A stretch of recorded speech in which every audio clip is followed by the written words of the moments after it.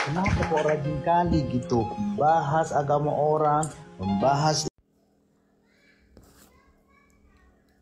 Shalom, selamat pagi, salam kenal, salam santun, salam takjim, salam hormat. Assalamualaikum warahmatullahi wabarakatuh. Apa sarapan Mak Lina pagi ini? Nih teman-teman, sambal ikan roa, asli langsung dari Manado.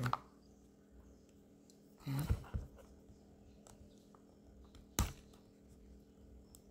Makannya sama apa? Semua orang tahu sambal ikan roa makannya sama apa? Sama sepiring ikan goreng pisang teman-teman.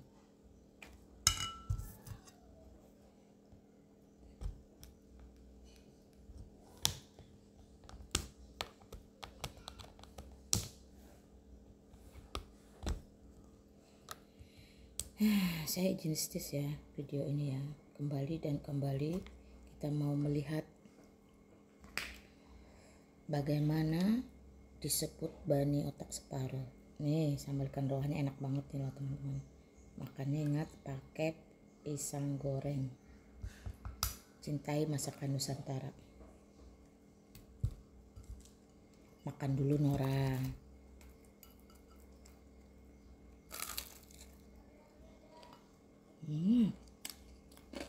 Enaknya minta ampun.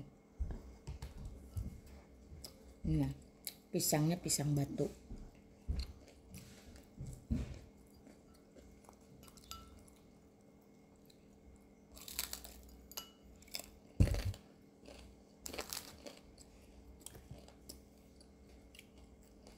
Saya izin tanggap ya.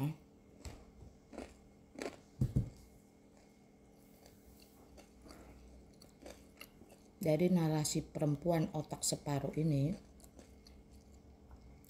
kita bisa melihat bahwa memang benar-benar otaknya itu separuh. Dia tidak mengerti dan memahami bahwa bahasa itu adalah produk budaya. Jadi bahasa Indonesia milik orang Indonesia, milik bangsa Indonesia. Setiap warga negara Republik Indonesia, baik di dalam maupun di luar negeri, berhak boleh menggunakan bahasa Indonesia. Demikian dengan bahasa Arab, demikian dengan bahasa Inggris, demikian dengan bahasa Tagalog, demikian dengan bahasa Urdu, ya. Demikian dengan bahasa Mandarin, semua.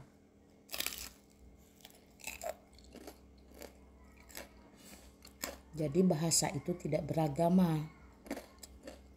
Karena bahasa itu produk budaya. Sama seperti busana itu produk budaya, busana juga tidak beragama. Oke, sekarang kita kuliti bahasa Indonesia.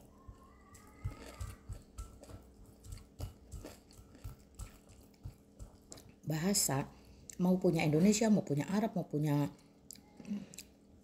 China, mau punya Spanyol, mau punya India, semua bahasa itu berkembang. Karena bahasa itu budaya, perhatikan, dia tidak akan statis. Nah, itu yang pertama ya, biar cerdas. Dan yang kedua, bahasa itu, terutama bahasa Indonesia, terdiri dari beberapa unsur. Salah satu unsurnya adalah kata-kata serapan atau kata-kata yang diadop dari bahasa lain. Dari bahasa mana aja, Mak? Latin ada, Belanda ada, Inggris ada, Sanskerta ada, Jawa ada, Melayu ada, Arab ada, dan sebagainya. Nah, kalau kata-kata serapan itu sudah diadop, sudah diambil menjadi milik bahasa Indonesia, maka siapapun warga negara Republik Indonesia itu berhak menggunakan. Ya, contoh, sedekah atau sodakoh itu dari bahasa Arab. Boleh orang Indonesia pakai? Boleh dong, kenapa tidak? Contoh, kelar itu dari bahasa Belanda. Artinya sudah selesai, kelar. Itu adopan loh. Banyak lagi teman-teman ya. Bahasa Jawa, sungkem. Itu tidak lagi menjadi bahasa Jawa, tapi sudah menjadi bahasa Indonesia.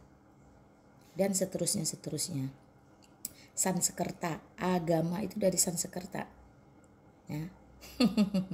Makanya ya, Saya memilih hijrah keluar dari kegelapan masuk ke dalam terang Kristus supaya saya tidak diperkatakan lagi otak separuh, akal separuh, kesaksian separuh. Lawang Allah itu adil kok, menciptakan manusia itu utuh sebagai masterpiece, ya, masterpiece-nya Allah. Jadi bagaimana mungkin ada Allah yang menetapkan bahwa perempuan itu otaknya separuh. Nah ini hasilnya, karena ajaran itu menentukan kelakuan, persis seperti si Nor-Nor ini. Oke ya teman-teman ya, itu yang pertama. Dan yang kedua, Bani otak separuh biasanya memang tidak bisa belajar sejarah. Dia sudah dibuntukan, otaknya separuh hilang, tinggal otaknya separuh, maka dia tidak mengerti sejarah. Dalam sejarah peradaban manusia di muka bumi, ya, kekristenan itu muncul jauh sebelum Islam ada di muka bumi. Perhatikan itu. Dan kamu tidak bisa menolak itu. Suka tidak suka, rela tidak rela, harus terima kenyataan. Islam muncul paling belakangan sehingga segala kosakata, segala tradisi, segala ritual, segala busana, segala budaya itu sudah ada. Ya tinggal ambil comot aja kalau butuh. Kan begitu. Dalam Galatia pasal 1 ayat 17 itu jelas dikatakan Rasul Paulus itu ada di tanah Arab. Jadi bangsa Arab, orang Arab ada jauh sebelum Muhammad ada.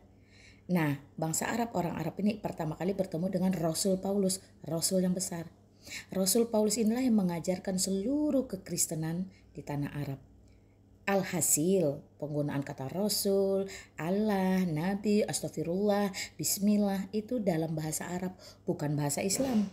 Jadi bahasa Arab bukan bahasa Islam. Tapi kalau agama Islam mengambil bahasa Arab itu urusan agama Islam. Ya, bahasa Mandarin bukan bahasa Konghucu. Ya. Bahasa Jepang bukan bahasa Shinto. Ngerti? Atau bahasa Bali bukan bahasa Hindu. Masih enggak ngerti? Ya, bahasa tidak beragama, bahasa tidak memiliki agama. Tapi kalau ada agama yang mengkhususkan menggunakan satu bahasa, itu masalah agama tersebut. Tetapi bahasa sangat-sangat pantas, sangat-sangat layak, sangat-sangat boleh dipergunakan oleh manusia manapun di belahan dunia manapun. Maka dua hal besar ini harusnya membuat otak yang separuh itu hilang kembali menjadi utuh. Oke ya. Belajar dulu tentang bahasa Indonesia yang memiliki unsur kata-kata serapan dari berbagai bahasa di dunia ini. Dan yang kedua, belajar sejarah. Kapan munculnya Islam, ya, yang mana segala sesuatu sudah tersedia. Saya sering analogikan ada jalan yang lurus. Orang pertama datang buka restoran seafood. Ada lagi orang kedua datang buka restoran aneka steak daging-dagingan. Ada lagi orang ketiga datang buka restoran vegetarian. Ada lagi orang keempat datang buka restoran aneka minuman dingin. Ada orang kelima datang buka restoran aneka minuman panas. Ujuk ada orang keenam datang buka restoran penyempurna. Semua menu yang ada terdahulu dimasukkan ke dalam restorannya. Mengerti bukan? Oke, ya. Selamat memilih ya kepala daerah masing-masing. Hari ini 27 November 2024. Saya Lina Wijaya mengucapkan kiranya Tuhan Yesus Kristus, Tuhan semesta alam, sumber segala hikmat, bijaksana, mahrifat, memberikan kita kelegaan dan kemampuan untuk berpikir lebih cerdas sebagaimana layaknya Allah menciptakan manusia sebagai masterpiece-nya, ya, bukan sebagai otak separuh. Oke, salam sejahtera bagi kita semua. Tuhan Yesus mengasihi dan memberkati. Assalamualaikum.